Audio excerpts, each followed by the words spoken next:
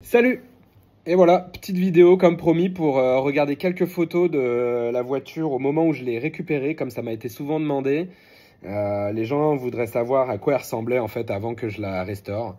Donc j'en ai pas des tonnes des photos, j'ai fouillé un peu dans mes dossiers, j'ai trouvé quelques trucs.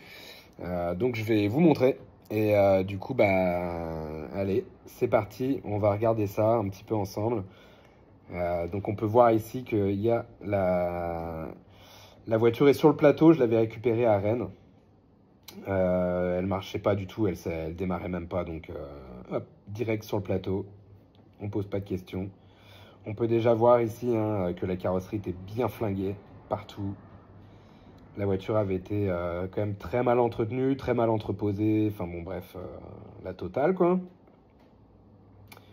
Donc c'est parti, on voit qu'il y a de la rouille, il y a des pocs partout, la peinture est complètement flinguée, la plupart des pièces en plastoc sont nazes, les pare-chocs sont pliés, les jantes sont bien abîmées.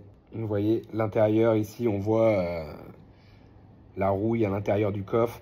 C'était un peu ça sur une bonne partie de la carrosserie, donc en fait quand on l'a envoyé chez le carrossier, on a essayé d'enlever tout ça, quoi.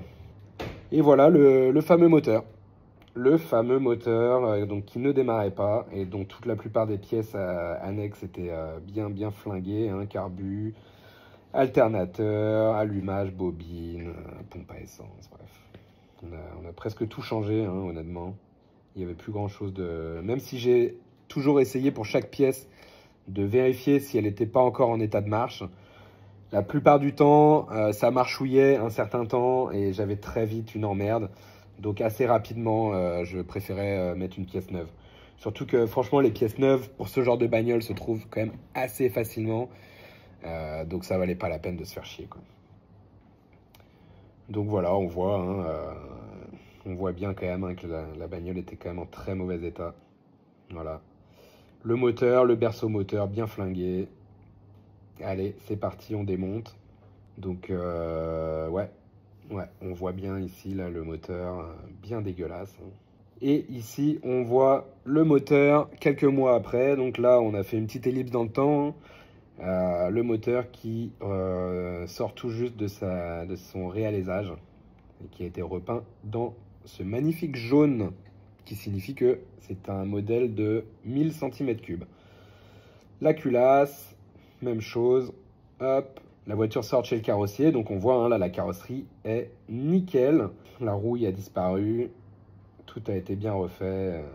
Ça a été repeint à l'extérieur et à l'intérieur. Donc tip top. Et donc le berceau moteur qui lui quand même restait encore à nettoyer un peu là. Il y avait un peu de taf sur le berceau moteur. Mais dans l'ensemble, c'était vraiment loin d'être le pire. On voit ici que j'ai donc entièrement refait l'isolation. Petit travail sur la planche sur la plage arrière en bois que j'ai refait moi-même, sur lequel j'ai fait une petite gravure laser, le vernis, on installe. Donc quelques photos de moi en pleine nuit en train de bosser sur la bagnole. Là, je pense que c'est moi qui réinstalle la moquette. Pareil, le tableau de bord custom, sur mesure. Les tableaux de bord d'origine sont vraiment pas très beaux et les tableaux de bord qui sont proposés sur les sites de pièces de Mini sont vraiment immondes. Vraiment, s'il vous plaît, arrêtez d'utiliser ces tableaux de bord de merde quand vous restaurez une Mini. Ils sont horribles, ça vaut vraiment pas le coup. Donc je me suis dit que j'allais faire un truc moi-même. Donc j'ai fait ça pour intégrer un petit autoradio Bluetooth avec un look vintage qui coûte 40 balles sur Amazon. Ça fait le taf. Installation de la moquette. Voilà. La petite moquette toute neuve, toute propre. La voiture sur le pont, voilà. On réinstalle les portes, les rétros. Voilà, là tu vois, j'ai remis le moteur. On rebranche tout et on démarre. Et c'est parti. Petite plaque, mes anciennes plaques du Québec pour aller faire de l'essence à 100 mètres de chez moi tant que la voiture n'était pas encore vraiment prête. Mais chut. Et un petit tour au garage juste pour refaire l'alignement. Donc écoutez, voilà, on a fait le tour, je pense que c'est pas mal. Si vous avez des remarques ou des questions, n'hésitez pas à m'en faire part en commentaire.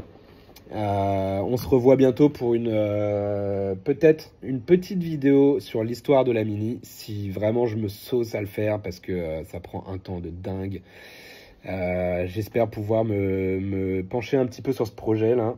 Dites-moi si ça vous tente. Moi, en tout cas, ça me tente, mais il faut que je trouve le temps et l'énergie. Donc, je vous laisse. Allez, merci et à bientôt. Ciao!